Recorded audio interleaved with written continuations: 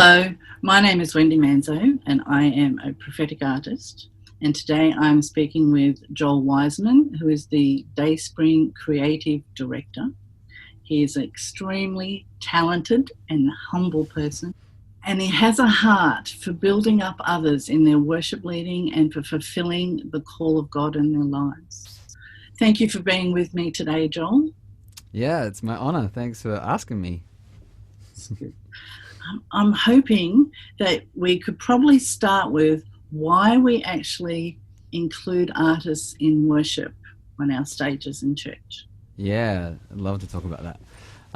So for me personally, I'll start there. The thing that I love about visual art is how it communicates without words.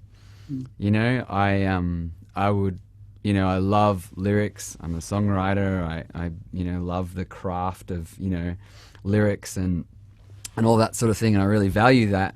And I love that God speaks to us, beyond our consciousness. Words often are more like cerebral communication, whereas visual art is really emotional communication. And I just love that, and I love having that in our expression of worship. It's the reason why we use songs, I believe, is because it's a context for connection with God, where we can connect with our heart and our mind and our bodies. And art is another expression of an avenue of connection. Like we visually look at the artwork, and in the context of the artwork being created in the moment during a worship service, you get that element of seeing it develop over the course of the worship set too. Yes. And that can communicate something as well. Like sometimes someone will be working on an artwork, and at the beginning you'll be like, oh yeah, I know what they're doing. And then it'll kind of sort of take this left-hand turn, and you're like, oh wow, that's like totally different. And it sort of communicates something altogether different. So that's a big part of why we at DaySpring Church, we incorporate, live painting in the worship, because it just communicates on a different level. It opens our hearts to Him in a different way, and it's really valuable. And it's interesting that you mentioned that the work progresses as we're on stage, because often the prophetic word is in the way it's painted, and it's the story of how things have layered on the canvas rather than the painting at the end. Yeah. And when your artist is sensitive to what's happening in the room and happening in the worship and what the Holy Spirit's saying, the painting can also change. Yeah. And I love too how each person in the room could be like, God could be speaking something different to each individual in the room through the artwork. And I think that also has partially is because there's no sort of prescriptive, this is what this means. Yes. You know what I mean? Like God can really speak to the individual, I think more so through an artwork than through most other mediums, which is beautiful. Someone, I'm sure you've experienced, someone comes up to you and they're like, oh, this really speaks this to me. And then someone, and it's like life changed, and then someone else will come up and go, God totally wrecked me because he said this. And it's like dramatically different, this person's dramatically different to that person. And even different stages of the painting, they'll come up and they'll go, I was watching you paint, and then I went into this other realm, and then I opened my eyes again, and the painting looked completely different, but it was exactly what he was telling me. Right. Yeah. Right. And then the next person that will talk to me about the painting will be completely different, meaning something that I maybe not have even seen in the painting. Yeah. It's like so many different facets of God can come through in the painting. Yeah, it's wonderful. So from your experience of, I'd say it's more than 10 years now, could have I can't think how long, maybe it's 15 years that you've been Yeah. working with creatives in the worship team, and you've had artists and dancers. Can you give us some insight what it's like as the worship leader to incorporate the other creatives into the team? Yeah, for sure. It definitely has its challenges because like painters think differently to sound guys, for example, and sound guys think differently to singers, for example, and so it really is this. I mean, it's beautiful and it's complicated and it's like it's the body. It's all the bits working together, and I mean it's not necessarily complicated, but you know what I mean. It's complex, is what I mean. It is complex, and I love how you've always made everyone in the team feel valued. Doesn't matter which role they're playing. You invest time in your team. Yeah, and I think in terms of ways that that we have incorporated and the different kind of aspects of the worship team is in our debrief times afterwards, like on a really practical level. It's real easy for the band to go down a rabbit hole of like talking about the sound, or when something fell over in this song, or something was amazing when something happened in the song, and the artists can be like snooze, like whereas at the beginning of our debriefs we sort of go through different seasons, and it looks different at different times, but try to ask the big picture questions at the beginning, like, what did we feel like God was doing, and get the artist's perspective on that. And sometimes, starting by asking the artist, tell us about your work, like what was going on for you, and then that can flow into the rest of the discussion. And then sometimes it can be helpful to kind of break off, like have that big picture question of what was God doing, and then we can break off into the different kind of areas. Sometimes we'll have two artists, and so they can chat to each other about their experiences and learn and grow from each other, while the band hash out what happened and what went great and what we can learn from, and that sort of thing. So that's one practical thing. And I always find the debriefs very important. It's because you're still in the anointing as you come off the stage, and then to have that time together where you go, okay, how are we? How do we now be normal again and walk and talk? It's like, okay, what actually happened? What was being released into the room, and then it was a space in between that throne room experience and then walking into the congregation. Yeah, we now are doing debriefs after the message, like at the end of the service. Yeah, because found that it's when you walk off the stage, you can be in a really kind of vulnerable headspace, and even like I'm still just in what God is doing. Yes. And I'm not in a space to kind of go, okay, what did we learn from that? I was like, I don't know. I'm not ready for that right now, There's not quite the space to put the leader hat on and go, report now. Right. Whereas if you give a little bit of time and space, after the message, we get together and it also kind of gives context with the rest of everything that God was doing, with the message and, everything like that as well. So we've found that helpful. Because that makes sense, because sometimes we will have painted something that doesn't make any sense to us when we've walked off the stage. But after the sermon's been preached, we go, oh, that's what it was all about. So then you can, to debrief after the service is a good point. Yeah, it's been helpful. So the inclusiveness, can you speak more into the creative personalities? Yeah. I mean, I think a lot of it just comes down to communicating value, when we talk to each other, it, like you were saying before, there is equal value regardless of whether you're at the front singing or, at the back playing bass, or, at the back of the auditorium doing the lyrics, or you're on the stage painting. They're all, as important as each other.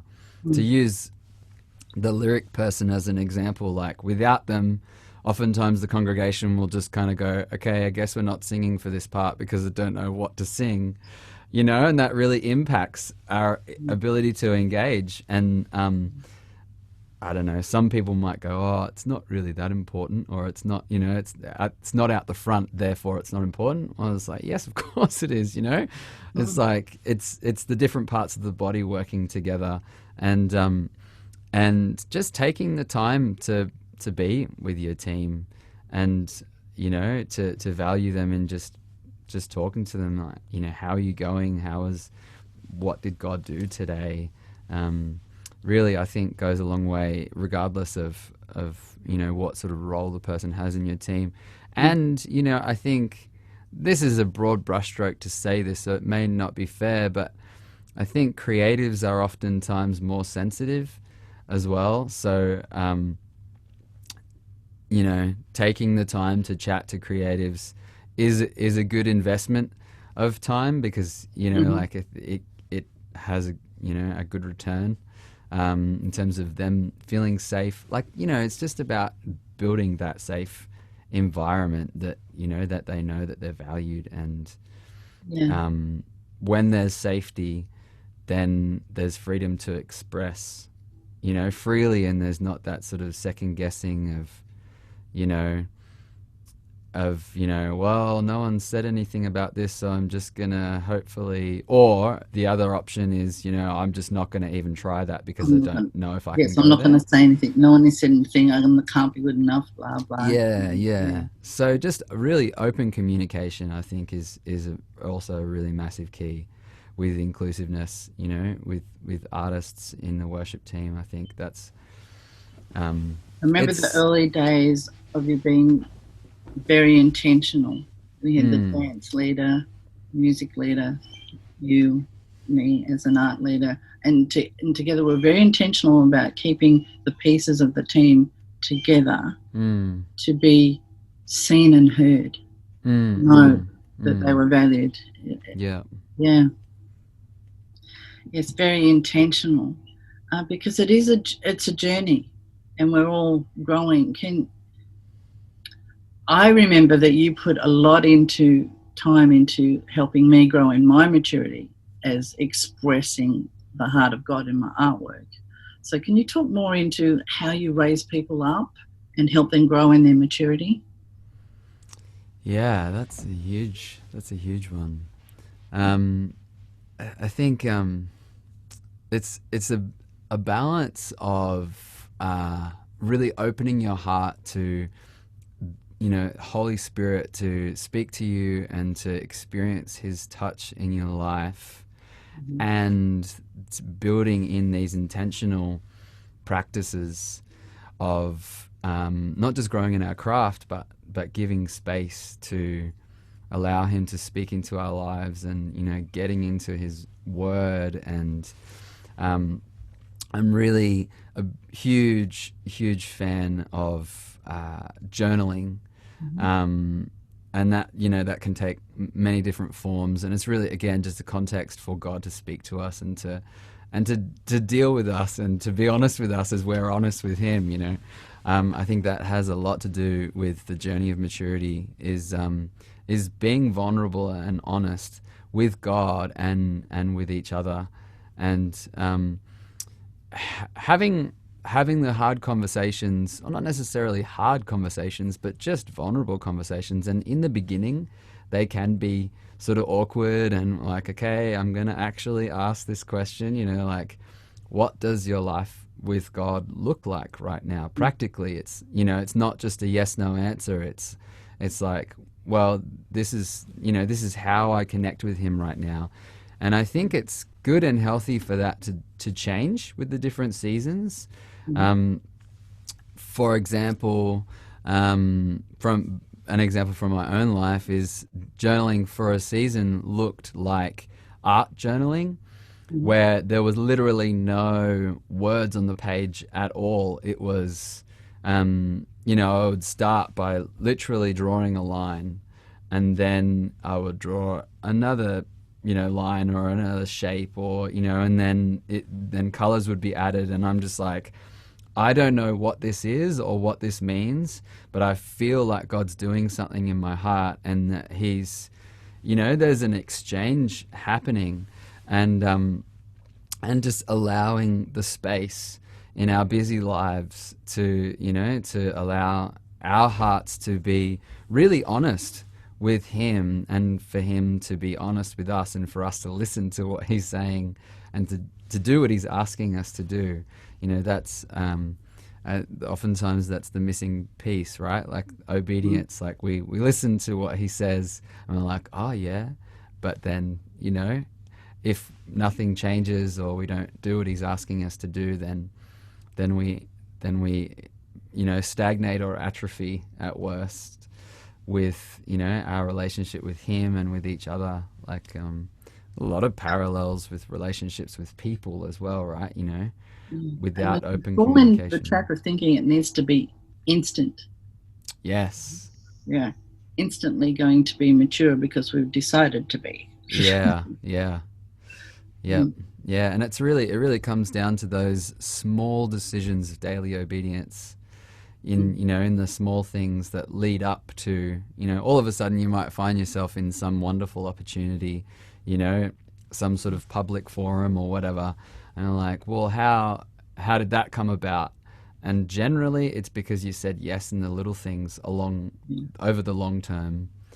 And then once you get to those, about a life of discipline, aren't you? Yeah.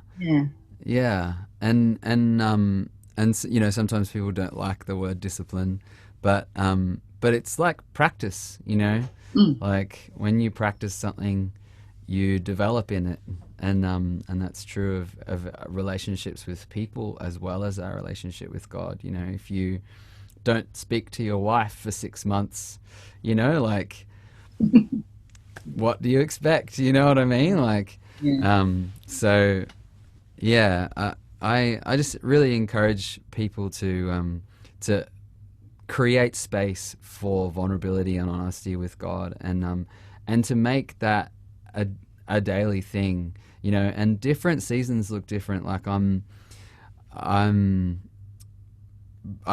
the father of 3, almost 4 kids, and so when you've got a newborn, life is chaotic and crazy, and God gives you the grace for whatever that season looks like to meet with Him. And sometimes it was literally 5 minutes, but it was enough because He poured everything into that 5 minutes that we needed, for that season.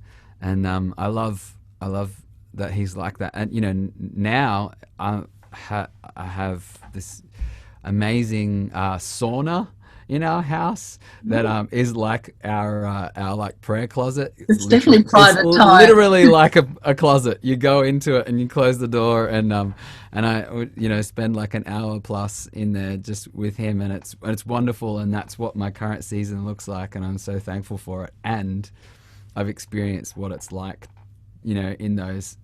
I've got 5 minutes, in between, all of the things that are going on in life, and it's just being sensitive to those different seasons and following. The words I'm hearing you say are vulnerability, and honesty, which is also being vulnerable and making that space to be with Him. And I'm hearing you say 5 minutes. But I'm thinking it's the consistency of the 5 minutes. It's like you need to practice that vulnerability, don't you? Practice making that space for Him so that 5 minutes can be enough because you've done it every day. Yeah, and it also serves as, I've heard people talk about like the first thing in the day and the last thing in the day. It's like the bookends of intentionally connecting with Him. Create I guess it's just, instead of rolling over and looking at your phone and, you know, looking at Instagram or checking your emails or whatever, to have that first thing, like awareness of his presence and awareness of, you know, his heart, and just like saying, you know, thank you for today. Is there anything that you want to tell me about today? What do you have on your heart for today? And then at the end of the day, you know, again, it's like, thanks for today, you know. It primes your heart and mind to just be aware of him throughout all of the things that happen. You know, it's not like I have a 5-minute phone call with God at the beginning of the day and then I go about my life, and then at the end, you know, like Pop's teach. No. it kind of just opens your heart to spend the whole day being aware of him. And then throughout the day, you know, something will happen and just like pause and like, what do you think about this? You know, it's like he's just constantly kind of, we're just aware of that he's with us all the time. And that is your lifestyle. It's that lifestyle of being very aware of him, turning your face to him quite easily and quickly. And when you're on the stage and in front of the canvas, there's no, oh, I have to do something or tune in. It's just like, here we are, walking back into what you walk in every day. Yeah. So Jen Moffat heads up the art team here now, and I love how she'll paint just as an expression of her love for God at home, in private, you know, on her own time, whether it's on a canvas or, you know, in a you know, a book or a journal or something like that. It's just, and then the time on the stage is just bringing what she's journeyed with God to that public, you know, forum, so that everyone can enter into the places that she's discovered in God. Story with God. And then she steps on the stage and then she shares that love story with us. Yeah, right. Yeah. We really are, like, as the worship team, we are like you know, we're in the season of the priesthood of all believers, so it's not like, you know, special Christians and, you know, not special Christians or anything like that. But that there is this dynamic of the worship team being like the modern day Levites, where we enter into the Holy of Holies and we minister to God, and then we can bring people into the places that we've discovered in God. You know, like, you can't take somewhere where you haven't been.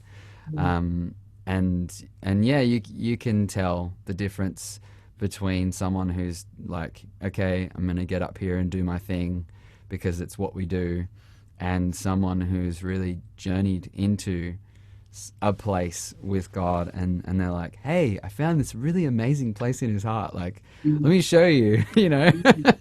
And, I talk about that as being the difference between an artist who paints in worship and a worship artist. Yeah. It's like when it's your lifestyle. Yeah. And sharing the encounter with the people that are with you. Yeah, so good. Okay, so you touched on that kind of mystery of being on the worship team that I'm often asked, how does an artist get on the worship team? And it's such a big question, but do you want to have a go at answering? Yeah.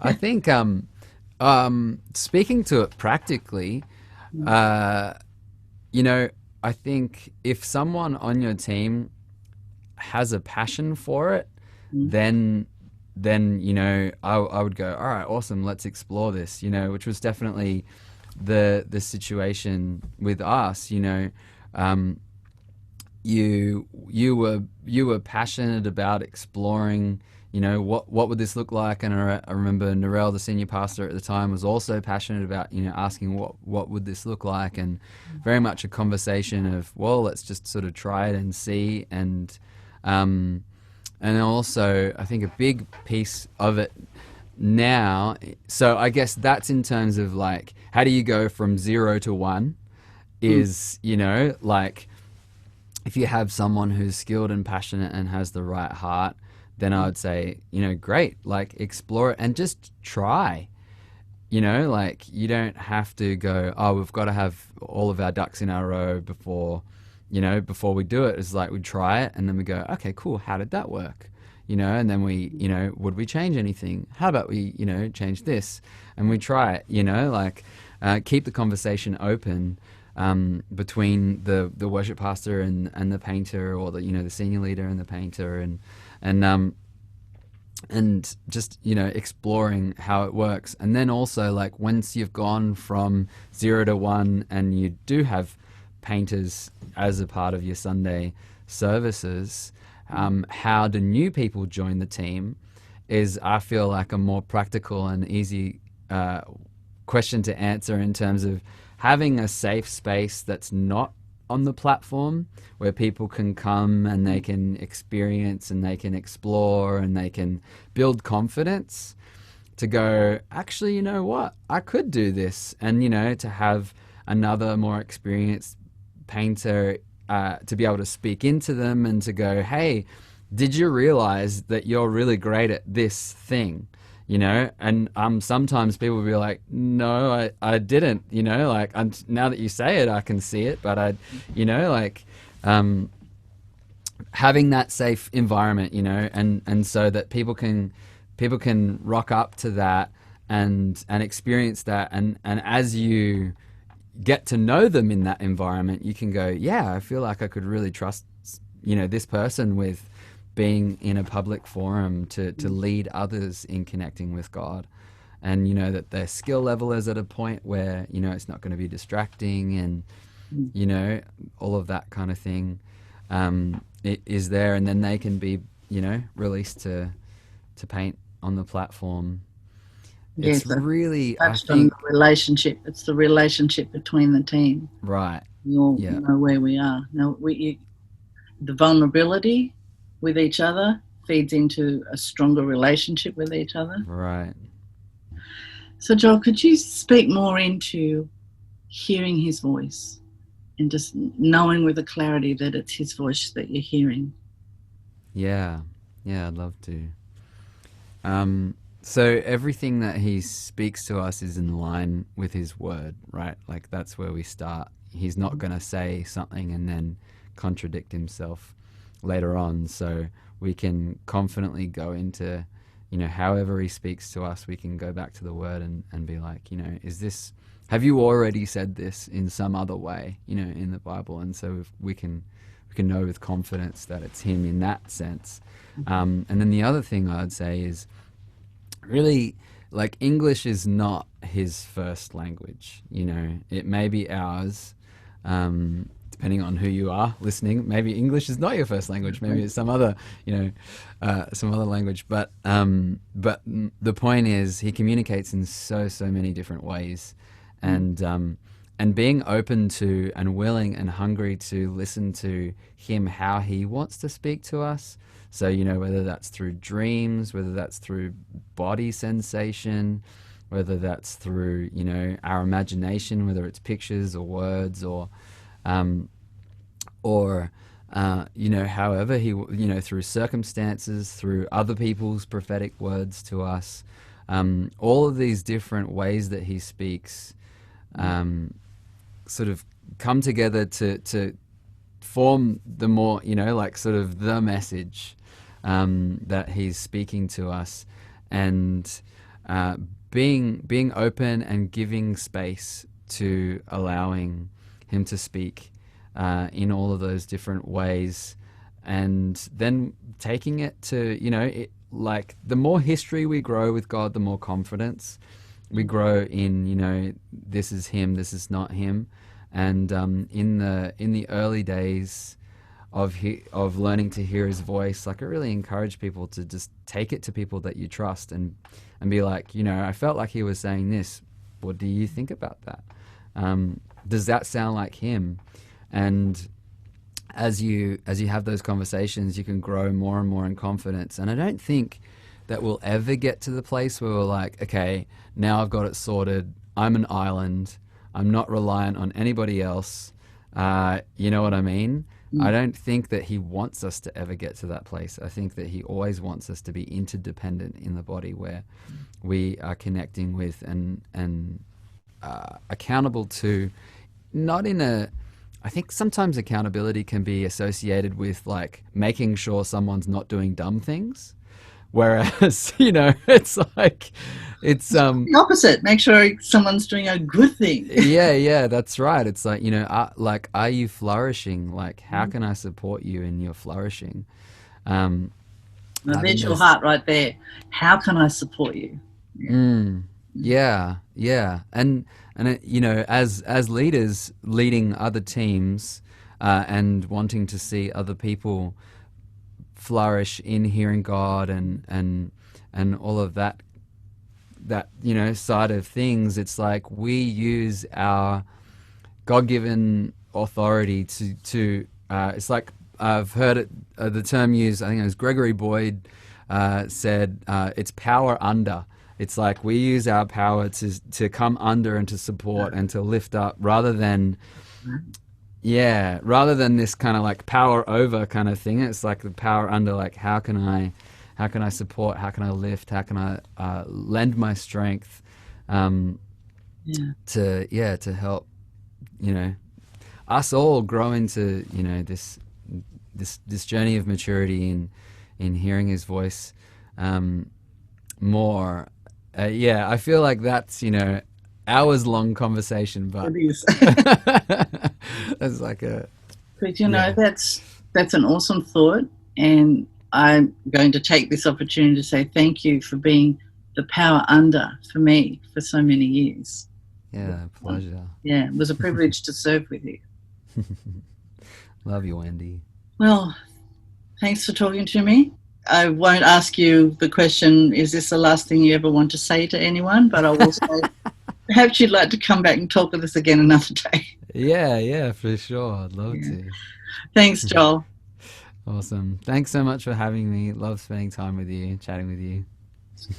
Love you, Wendy. Love you too.